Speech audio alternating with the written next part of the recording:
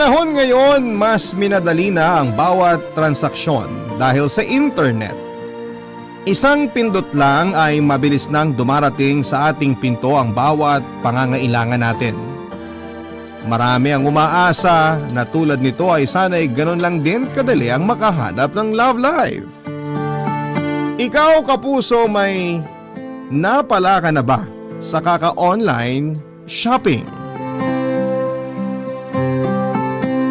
Dear Papa Dudut, hello po sa inyo. Ako po si Almira, 27 years old at may sekreto po akong sasabihin sa inyo. Isa po ako sa mga naa-addict ngayon sa online shopping. Opo, tama po ang narinig ninyo. Halos lahat na ng kailangan ko sa buhay ay ino-order ko na online. Kaliwat kanan ang pag-a-add to cart at pag-checkout ko sa mga bagay na minsan ay kailangan at minsan ay mga gamit na nabubudol akong bilhin. Sobrang convenient po kasi nito dahil hindi mo na kailangang lumabas at makipila pa para lamang bumili ng gamit. Papadudot, hindi ko inakala na sa pag-add to cart ko lang din pala mahahanap ang mailap na love life na matagal ko nang hinihintay. Bago ko po simulan ang kwento ko sa inyo ay babahagi ko muna ang buhay ko. Mag-isa akong nakatira ngayon sa isang apartment sa Mandaluyong, Papadudut. 20 years old pa lamang ako noon ay bumukod na ako sa pamilya ko. Hindi kasi naging maganda ang tahanang kinalakhan ko, Papadudut. Isa po akong bastarda o sa madaling sabi anak po ako sa labas. 10 years old lamang ako noong makulong ang nanay ko matapos mag-amok dahil lulong sa droga. At dahil wala nang ibang mag-aalaga sa akin ay kinupkop ako ng tatay ko at dinala sa bubong kasama ang totoo nitong pamilya.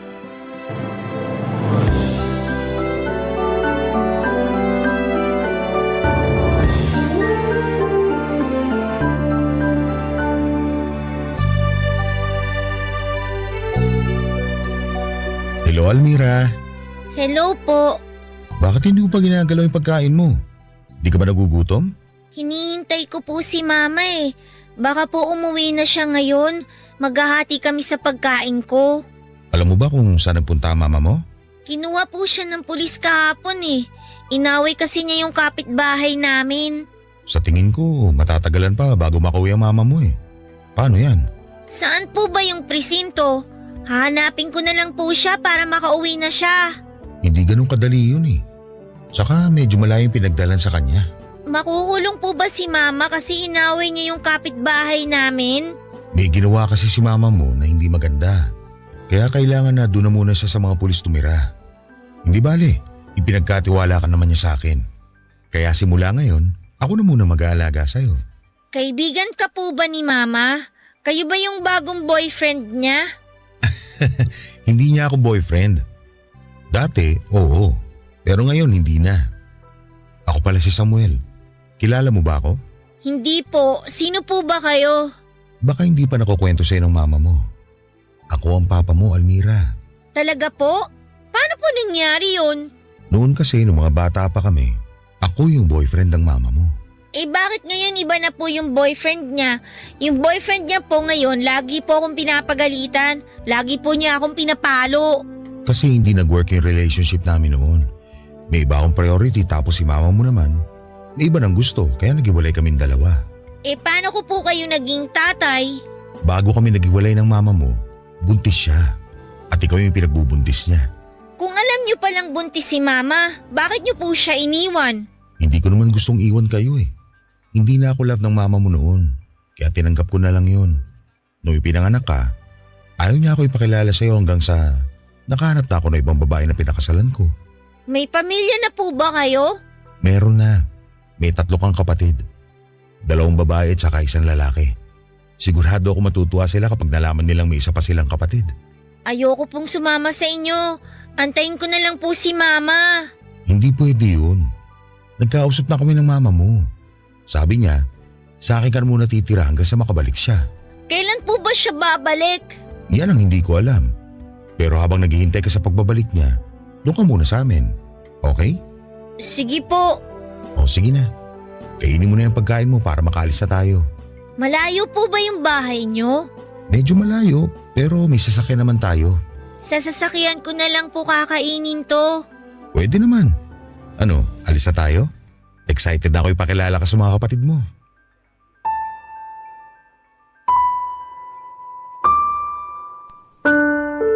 Papa Dudut, hindi na po bumalik si Mama simula ng araw na yon.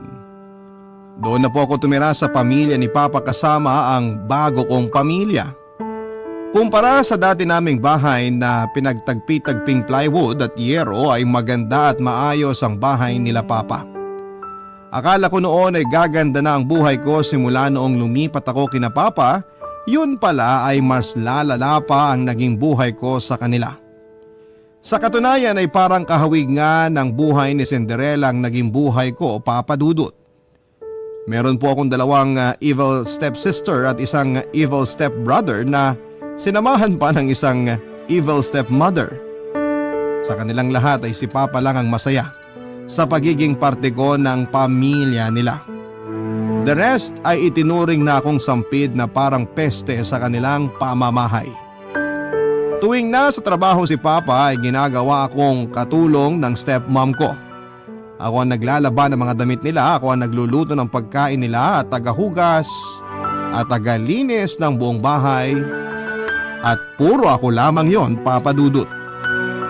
Okay lang naman sa akin dapat yon dahil nasanay na akong magbanat ng buto kahit bata pa lamang ako dahil wala rin namang kwenta ang mama ko noon. Ako na ang bumubuhay sa sarili ko kaya sanay na ako sa mabibigat na mga gawain. Ang hindi ko lang kinaya ay ang panlalait nila sa akin. Inaalila nila ako at itinuturing na mababa pa sa pinakababang uri ng insekto. Lahat ng yon ay sinolo ko na lamang habang tumatanda ako. Alam ko naman kasi kung saan ako lulugar, Papa Dudut. Anak lamang ako sa labas at wala akong karapatang magreklamo dahil nakikitira lamang ako sa kanila. Ayoko na sa aking magsimula ang gulo dahil mabait ang tatay ko at ayokong sirain ang pamilya niya. Kaya naman sa pagtanda ko ay sinanay ko na ang sarili ko sa pang-aalipusta sa akin ng step family ko, Papa Dudut.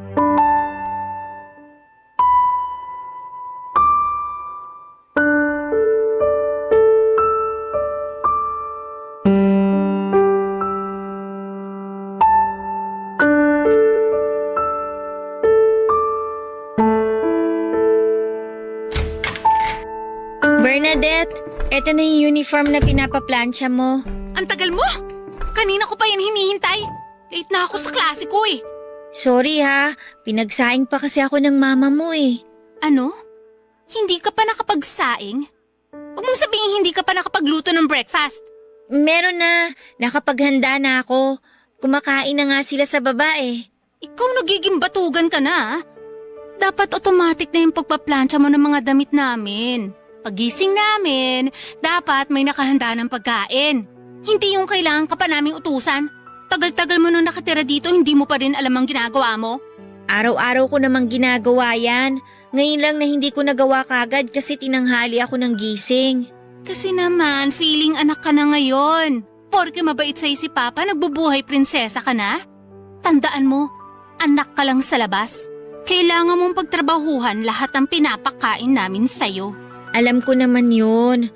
Simula nung unang tapak ko pa lang sa pamamahay na to, alam kong hindi na ako tanggap sa pamilyang to. Hindi mo ako gusto na nandito ako. Ikaw, ang mga kapatid mo, pati na yung mama mo. Alam ko lahat yun. Ramdam ko ang galit nyo sa akin. Hindi nyo na kailangan pang sabihin. Aba malamang! Anong inaasahan mo?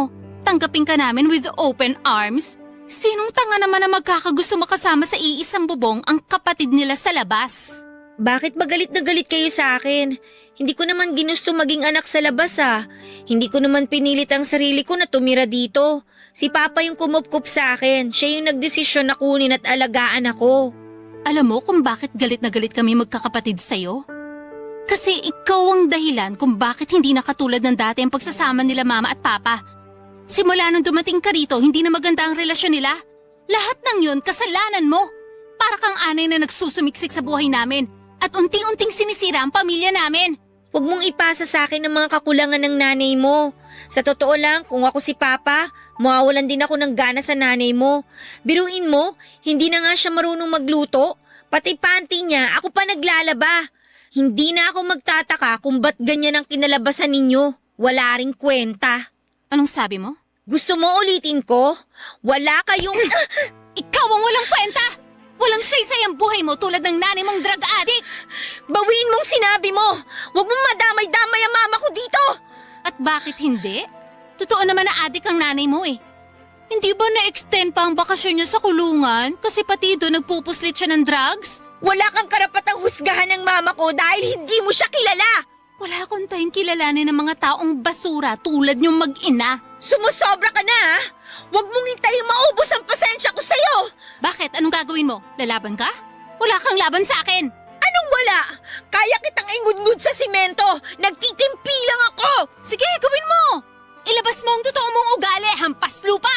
Talagang ayaw mong tumigil ha?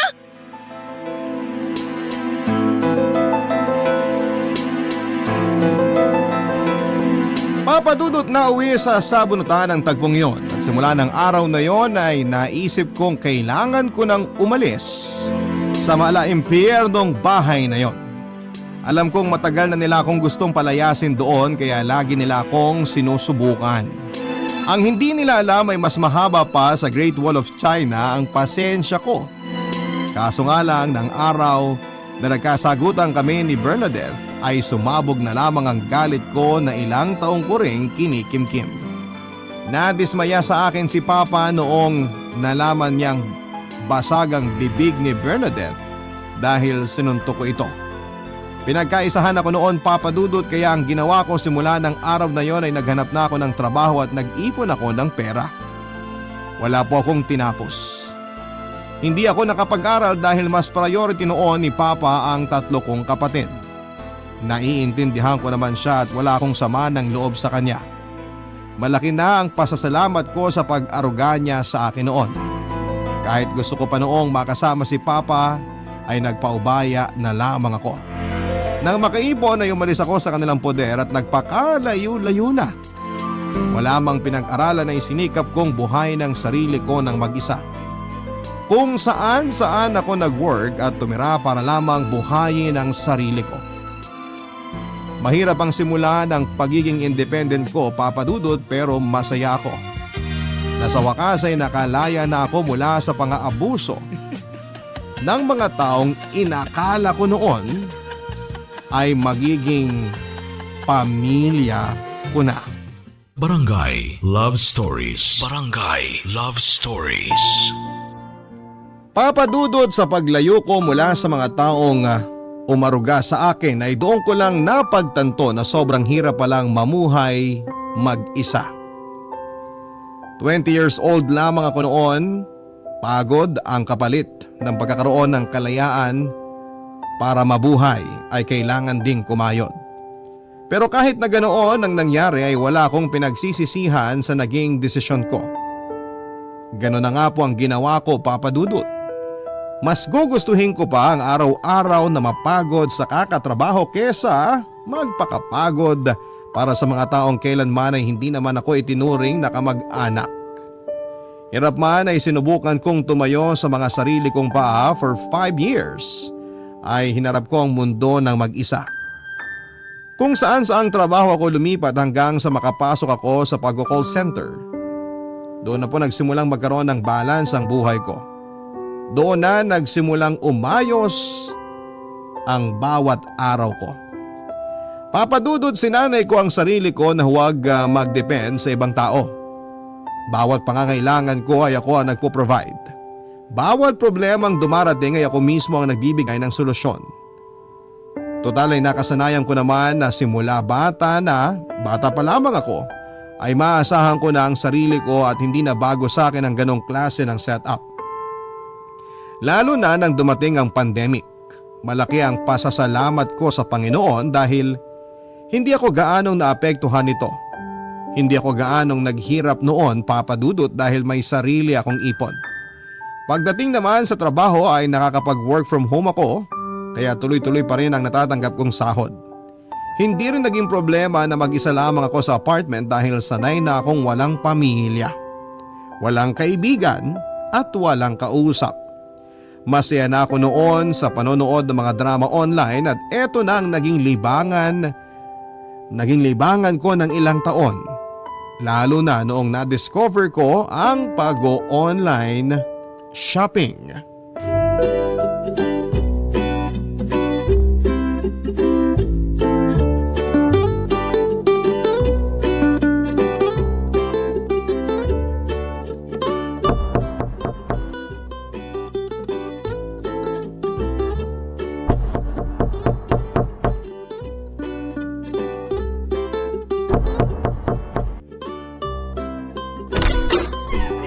Sorry kuya ha, naka-headset kasi ako hindi ko narinig yung katok nyo. Okay lang ma'am. Ito po yung parcel nyo. Salamat. Next time pwede nyong iwan na lang dun sa guard para hindi na kayo umakyat pa dito. Total bayad na naman yung mga ino-order ko. Wala yun ma'am. Kung kasing ganda nyo rin lang naman ang aakyatin ko, walang problema kahit araw-araw pa. Lo, si kuya oh. Ma'am, pwede po bang makahingi ng pabor? Hihingi sana ako ng tubig. Kanina pa ako uhaw eh. Ah sige, wait lang. Dito ka lang ha, kukuha lang ako ng tubig sa loob.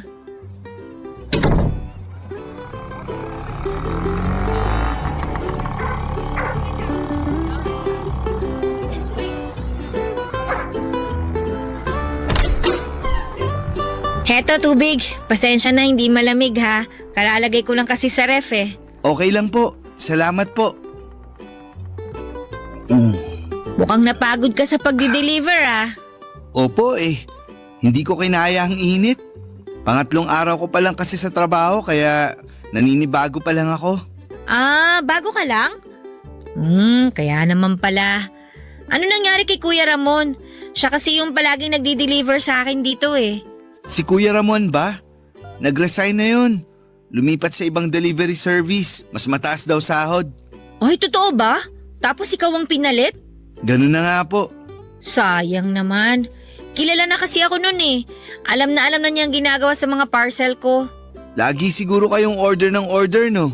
Kaya pati delivery rider, kilala na kayo. Oo, since nung pandemic, nasanay na ako na dinideliver lahat ng pinamimili ko.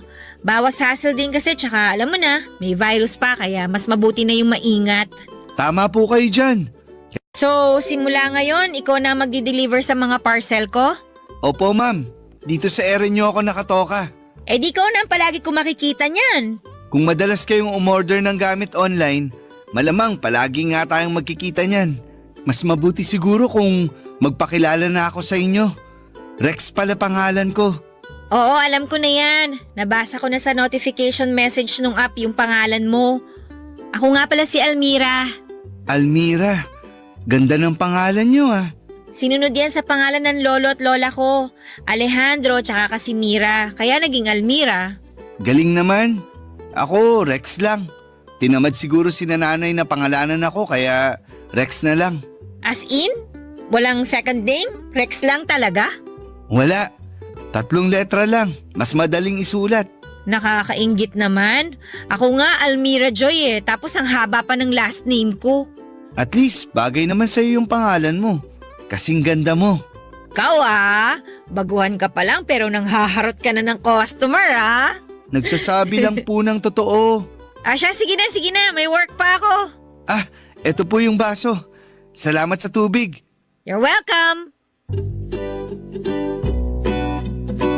Magmula noon ay si Rex na po ang taga-deliver ng mga ino-order ko online. Sa halip na iwan sa guard ang mga parcel ko tulad ng utos ko ay mas pinipili pa rin ni Rex na dalhin ito mismo sa apartment ko. Hinayaan ko na lamang siya sa gusto niya, Papa Dudut, dahil mabait naman si Rex. Masiyahin siyang tao at palakwento at minsan nga ay lagi niyang hinuhuling ipadala ang parcel ko para bago siya mag-out sa trabaho ay nakakapagkwentuhan pa kami. Hindi ko ina-expect na sa pagtagal ng panahon ay mapapalapit ako kay Rex, Papa Dudut. Nabuo ang pagkakaibigan namin noong minsang mag-text siya sa akin. Kung tutuusin ay bawal daw sa trabaho na gamitin sa personal ang phone numbers ng mga customers. Pero nagpaalam naman sa akin si Rex. Isa pa hindi naman issue sa akin yon dahil may tiwala na ako sa kanya ng mga panahong yon. Sa mga sumunod na buwan ay mas lumalim pa ang ugnayan naming dalawa ni Rex. Noong lumuwag na ang restrictions sa bansa natin dahil sa banta ng COVID ay nagkikita kami hindi lang bilang customer at delivery rider kundi bilang magkaibigan. For the first time ay nagkaroon ako ng taong masasabi kong naging malapit sa akin. Isang tao na nakapagbibigay ng ngiti sa aking mga labi. Isang tao na kaya kong respetuhin at tratuhin ng maayos. Hindi nga naglaon ay nagsimulang manligaw sa akin si Rex, Papa Dudut.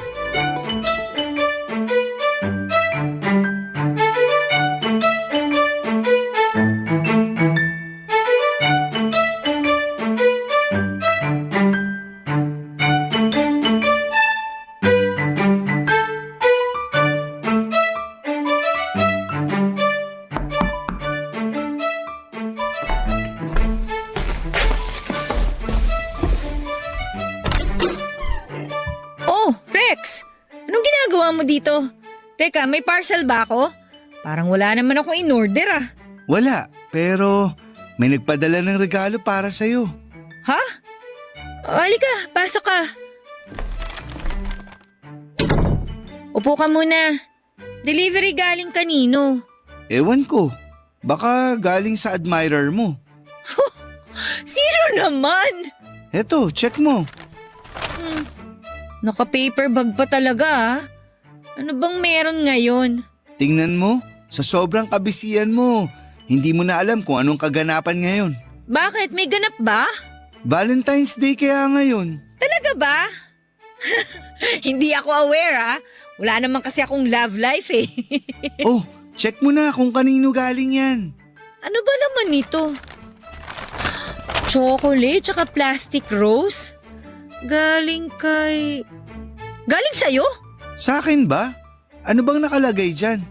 Rex, galing nga sa'yo. Happy Valentine's Day! Hala, thank you ah. Pasensya na sa plastic na bulaklak. Ang mahal ng bouquet ngayon eh. Hindi pasok sa budget. Okay lang. Ngayon lang ako nakatanggap ng ganito. Thank you ah. Walang anuman. Alam mo naman na siguro kung anong ibig sabihin yan. Ang alin? Chocolates and flower? Ano ba ibig sabihin nun? Almira, gusto sana kitang ligawan. Kaya kita binigyan ng regalo ngayong Valentine's Day kasi gusto kong malaman mo ang nararamdaman ko para sa'yo. Gusto kita. Ako talaga? Bakit ako? Bakit naman hindi? Napakabait mong tao. Masaya ako tuwing magkasama tayo. Tuwing nag-uusap tayo. Gusto kitang ligawan, Almira. Hala! Ano ba? Ganito kasi Rex. Parang parang hindi pa ako ready magkaroon ng boyfriend sa ngayon eh. Ipinapaalam ko lang naman sa'yo kung ano yung nararamdaman ko eh. At kung ano ang plano kong gawin. Kung hindi ka pa ready ngayon, kaya ko namang maghintay.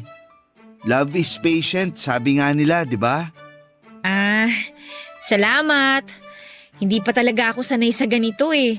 Lumaki ako na palaging mag-isa lang, yung walang kasama sa buhay. First time lang na magkaroon ako ng kaibigang katulad mo. Sobrang laking adjustment yun para sa akin, kaya yung relationship na gusto mo mangyari ngayon, baka hindi ko pa maibigay. Naiintindihan ko naman. Hindi kita minamadali. Basta ang hiling ko lang, hayaan mong ligawan kita. Kung ayaw mo, sabihin mo lang sa akin. Hindi naman sa ayaw ko. Gusto ko lang na kilalanin pa natin ng isa't isa ng mas malalim pa. Kung okay lang sa'yo. Okay na okay. At least hindi ako nabasted. Ibig sabihin, may chance pa ako. Ikaw talaga? Halika na nga, tikman na natin itong binili mong chocolate. Huwag kang masyadong mag-expect ha. Mumurain lang yan. Chocolate is chocolate, no? Sandali lang ha, may soft drinks pa yata ako sa ref. Diyan ka lang, maghahanda ako ng makakain natin. Sige, dito lang ako. Maghihintay. Almost a year na noon simula nang magkakilala kami ni Rex bago niya ako sinimulang ligawan. Kaya alam na alam ko na ang ugali niya, Papa Dudut. Ganon pa man ay hindi pa rin ako nagpadalos-dalos. Umabot pa noon ng ilang buwan ang panliligaw niya sa akin bago ko siya tuluyang sinagot. Aaminin ko na medyo nahirapan akong papasukin sa buhay ko si Rex dahil nasanay na ako na maging loner. Mula bata hanggang sa pagtanda ay mag-isa lamang ako. Kaya ang pagdating ni Rex sa buhay ko ay bago lamang para sa akin. Papadudot, lahat kasi ng taong dumarating sa buhay ko ay hindi ako binigyan ng magandang trato. Nauna na ang mama ko na pinabayaan lamang ako kapalit ng ipinagbabawal na gamot. Sumunod naman ang papa ko at ang pamilya niya na inalila naman ako mula pagkabata. Kaya nga mas ginusto ko na lamang maging mapag-isa para wala ng problema. Kaso nga lang nagbago ang tingin ko sa mundo sa pagdating ni Rex. Dahil sa kanya ay unti-unti kong binuksan ang buhay ko sa ibang tao. Pinapasok ko siya sa puso ko dahil sa mga taong pinagsamahan namin. Napatunayan kong totoo at tunay ang pagmamahal niya sa akin, Papa Dudut. Handa na ako noon na sagutin si Rex, Papa Dudut. Para sa akin ay sapat na ang mga ipinakita niya para masabi kong legit ang intention niya para sa akin. Pero yun nga lang, Papa Dudut, sa araw kung kailan ay sasagutin ko na sana si Rex, ay saka ko naman na lamang si Rex pala ay may lihim sa akin. Na siya pala ay may sarili ng pamilya. Barangay Love Stories. Barangay Love Stories. Papa Dudut, ng araw na yon ay may nakaschedule kaming dinner date ni Rex. Doon ko sana siya planong sagutin kaso nga lang ay isang bagay ang nalaman ko tungkol sa kanya bago pa man ito mangyari. Umaga ng araw na yon ay pinatawag ako sa opisina. Bago pumunta ay naisipan kong daanan na lamang sa warehouse ng courier ang parcel na ilang araw ko nang hinihintay. Total ay malapit lamang ito sa office namin. Pagkarating ko doon ay naabutan ko si Rex na may kausap na babae. Nung una ay natuwa pa nga akong makita siya. Saktong lalapitan ko na sana silang dalawa nang bigla na lamang yakapin ni Rex ang babae.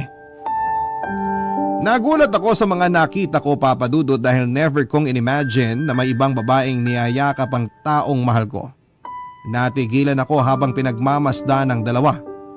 Saka ko na lamang din napansin na may dalawa palang bata sa tabi niya. Kung tama ang tansya ko ay nasa edad 10 pababa ang mga bata. Pagkatapos yakapin ang babae bago umalis ang babae ay nag-abot pa sa kanya si Rex ng pera. Papa Dudut, may asawa at pamilya na si Rex. Ito ang naging pagkakaintindi ko sa mga nakita ko. Kung ano-ano na mga pumasok sa isipan ko noon, walang nabanggit sa akin si Rex na may pamilya na pala siya. Kung sa bagay, hindi naman talaga yon sasabihin ng isang taong manloloko. Nakakainis dahil tama nga ang sinabi ko na lahat ng taong minahal ko ay sasaktan lamang ako sa bandang huli. Hindi ko naman naisip na meron na palang pamilya si Rex dahil maging sa Facebook niya ay never naman siyang nag-post ng tungkol sa pagkakaroon niya ng pamilya. Hindi na ako nagpakita kay Rex ng araw na yon at sa halip ay dumiretso na ako sa loob ng warehouse para kunin ang parcel ko. Pero kahit anong iwas ang ginawa ko ay nakita pa rin ako ni Rex, Papa Dudut.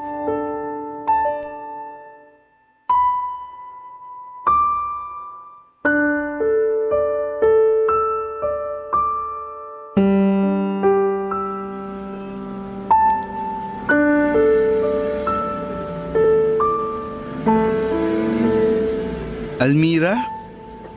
Almira! O Rex, nandito ka pala. Wala ka bang delivery? Sinusort pa nila yung mga i-deliver ko. Anong ginagawa mo rito? Binibisita mo ba ako? Hindi, kukunin ko lang yung parcel na ilang araw nang hindi na di-deliver. Ganun ba? Huwag kang mag-alala. Ako na maghahanap. Dadaling ko na lang mamayang gabi sa date natin. Wag na, hinahanap na nila yung parcel ko. Okay. Ba't pala bis na bis ka? Papasok ka ba sa opisina nyo? Ang dami mo naman tanong. Wala ka bang trabaho? Mamaya pagalitan tayo dito kapag nakita ka ng boss mo nakikipagchismisan sa akin. Mababait mga tao rito, kaya ayos lang. Walang magagalit. Kaya naman pala pati babae mo dinadala mo rito no? Ha? Ano ulit yun? Wala. Sabi ko magtrabaho ka na dyan. Ayoko makaabala. Ang sungit naman. Hindi yata maganda gising mo ngayon Hindi ka nag-breakfast no, kaya ka ganyan. Ay, alam mo kung bakit ako ganito? Kasi may nakita ako. Anong nakita mo? Sino yung babaeng kayakap mo kanina? Nakita mo yun? Sino yun? Asawa mo? Girlfriend? Nililigawan mo rin ba katulad ko? Okay, relax lang. Huwag mong pairalin ang galit mo. Mag-i-explain ako. Ay, yung nakita mo kanina, si Laura yon. Ex-girlfriend ko siya. Sinasabi ko na nga ba eh. Teka, hintayin mo muna ako matapos. Kung totoo ngang ex mo yon, bakit nakikipagkita ka pa sa kanya hanggang ngayon, ha? Heto na nga, mag-i-explain na nga eh. Pakinggan mo muna kasi ko. Ganito kasi yun. Si Laura, ex ko nga, di ba? Nakalibin ko siya dati. O tapos? Tapos, nagkaroon kami ng 2 anak. Kaso, hindi rin nagtagal yung pagsasama namin, kaya naghiwalay din kami. Bakit kayo naghiwalay? Hindi na niya ako gusto. Nakahanap siya ng ibang lalaki. Naghiwalay kayo ng ganun-ganun lang? Ano pa nga bang magagawa ko kung ayaw na sa akin ng tao? Alam nga namang ipaglaban ko pa pinagtutulakan na nga ako. Hindi ko naman sinasabing ipaglaban mo yung relasyon nyo ng babae. Yung mga anak mo, iniwan mo na lang basta?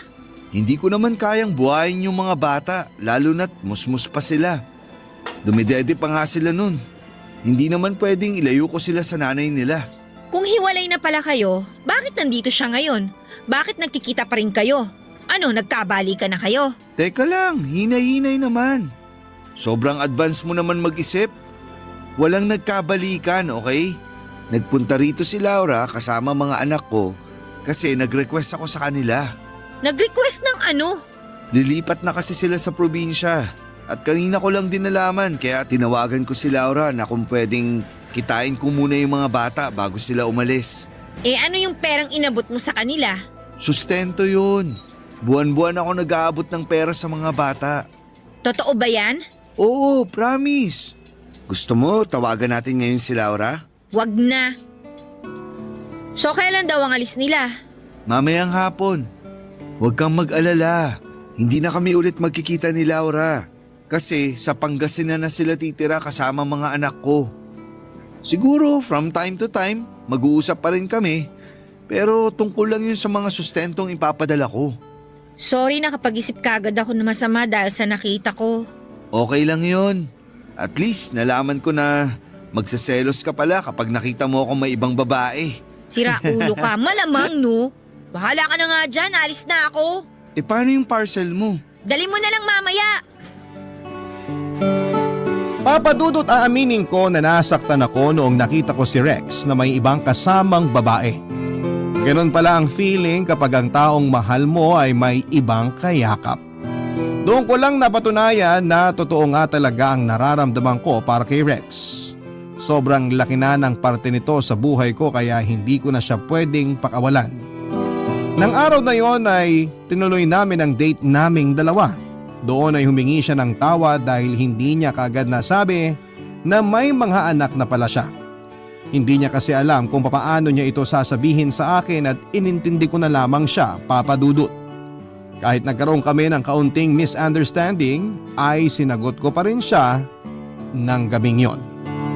Patungkol naman sa ex ni Rex na si Laura ay napag-usapan na namin ito ng maayos.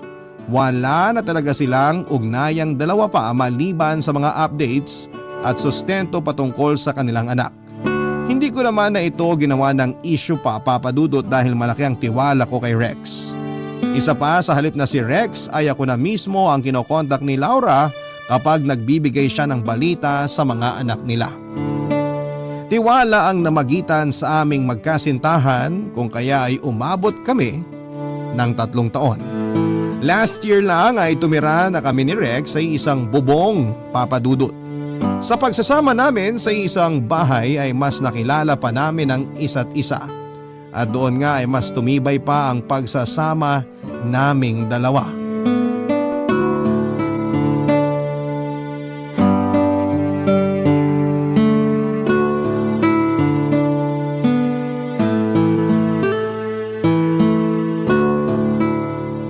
Mahal, kakain na! Heto na, saglit lang. San ka ba galing? Kanina pa kita iniintay. Gusto ko sabay tayo kumain bago ako pumasok sa trabaho. Katatapos lang ng tawag ni Laura. Nagkwentuhan kami. Magka-video call na naman ba kayo? Oo, binalita niya sa akin na top honor daw yung panganay mo. Siyempre, mana sa tatay. Sandali nga. Napapadalas na yata ang kwentuhan nyo ni Laura. Alam mo, itong ex mo na to, masarap kaibiganin. BFF na nga kami eh. Pero mahal, ex ko pa rin yan. May pinagdaanan pa rin kaming dalawa. Hindi ba dapat dumistansya na lang tayo sa kanya? Doon na lang tayo sa mga bata mag-focus. Anong pinagdaan ang pinagsasasabi mo dyan? Naka-move on na sa'yo yung tao. Kala mo nga habulin ka pa. Hindi na, no? May kachat na yung afam ngayon. Ouch naman. Ouch ka dyan, batukan kita eh. Pero bakit ba kinaibigan mo si Laura? Kailangan ba talaga yun? Wala namang masama dun eh. Tsaka ayaw mo nun, wala nang hard feelings. Past is past, civil. Tsaka maayos na yung relationship niyo ni Laura, kaya hindi malalayo sa'yo yung mga bata. Sabi nga niya, pwede natin silang dalawin sa probinsya kapag nagkaroon tayo ng time eh. Talaga ba? Mukhang nakuha mo na talaga ang loob ni Laura. Aba syempre. Mabuting nga yan. Salamat, mahal. Wala yun. Naranasan ko na kasi yung feeling ng walang kasamang tatay nung bata pa ako. Tapos nung nakasama ko naman yung papa ko, hindi naman maganda yung trato sa akin ng pamilya niya. Ang pangit ng experience ko na yun at ayokong mangyari yun sa mga anak mo. Kaya ginagawan ko ng paraan na magkaroon sila ng magandang relationship sa inyong mga magulang nila. Tsaka syempre sa akin na rin na matatawag na rin nilang stepmother, di ba? Stepmother? Oo! Si Laura mismo nagsabi sa akin yan. Na-open ko kasi sa kanya yung tungkol sa co-parenting. Willing naman daw siya doon. Tsaka isa pa, kung ako lang din daw naman yung mag-aalaga sa mga bata kapag nasa poder mo sila, mas mapapanatag siya. Pwede raw akong tumayo bilang second mom nila. Akalain mo yun? Ganun na kalalim ang pagkakaibigan yung dalawa? Kapag open-minded kasi ang isang tao, hindi imposibleng mangyari yun. Kung titingnan mo nga naman, ako na girlfriend mo at ang ex mo magkaibigan, parang hirap paniwalaan no? Pero kung pareho namang totoo at tama yung ugnayan ninyo, hindi malabo mangyari yun. Tutal, napag-usapan na natin ang tungkol sa pagiging magulang. Anong plano mo? Ayaw mo pa bang maging nanay ng magiging anak natin? Hoy, nagmamadali! Enjoyin muna natin yung current life natin. Bata pa naman tayo eh. May time pa tayo para gawin yung mga gusto nating gawin. May oras pa tayo para abutin yung mga pangarap na gusto nating abutin. Para nang sa ganun, kapag feeling na natin na accomplish na tayo, tsaka na tayo mag-settle down. Okay, desisyon mo yan. Ikaw ang masusunod. Pero kapag nagkaanak tayo, anong gusto mo? Babae o lalaki? Ano nga ba? Parang mas gusto ko ng babae. Mas madaling alagaan, madaling turuan, tahimik tsaka hindi magulo. Ikaw, anong tingin mo? Ako, gusto ko naman ng lalaki. May 2 babae na ako eh. Kahit ano, pwede sa akin. Masaya na ako kung ano man or ilan man na magiging anak natin. Pero sa ngayon, huwag mo na yan ang isipin mo. Masyado kang advance eh. Ang problemahin natin, itong ulam natin na malamig na. Sandali nga, initin ko muna. Ikaw kasi, dami mong kwento eh. Eto na, iinitin na po. Papadudot kong noon ay nasanay akong mag-isa lamang, ngayon ay may kasama na ako sa buhay, walang iba kundi si Rex. Maliban sa kanya ay nagkaroon din ako ng mapagkakatiwalaang kaibigan sa katauhan ni Laura na hindi ko inaasahang mapapalapit sa akin. Masaya po ako na may kasanggana ako sa buhay, meron na akong makakapitan at may tao nang nagpapasaya at nag-aalaga sa akin.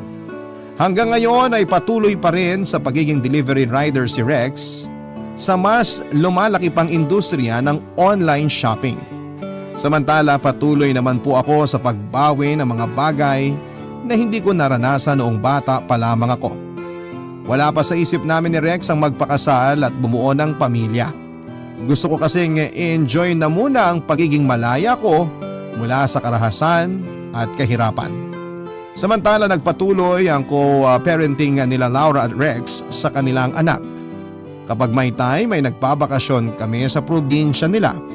Minsan naman ay sina Laura ang dumadalaw para iwan sa amin ang mga bata kapag wala silang pasok. Papa Dudut, eto na po. Dito ko na po tinatapos ang sulat ko. Nagsimula man sa hirap ang buhay ko. Umayos naman po ito kalaunan sa pamamagitan ng pagpupursige. Hangad ko'y marami kayong natutunan sa naging kwento ng buhay ko at sana ay maging motivation din po ito sa bawat tagapakinig. Maraming salamat po sa inyo, Papa Dudut, at magandang tanghali. Ang inyong forever kapuso at kabarangay, Almira. Nagustuhan ng iyong napakinggan? Ituloy yan via live stream sa www.gmanetwork.com/radio. Barangay LS 97.1 4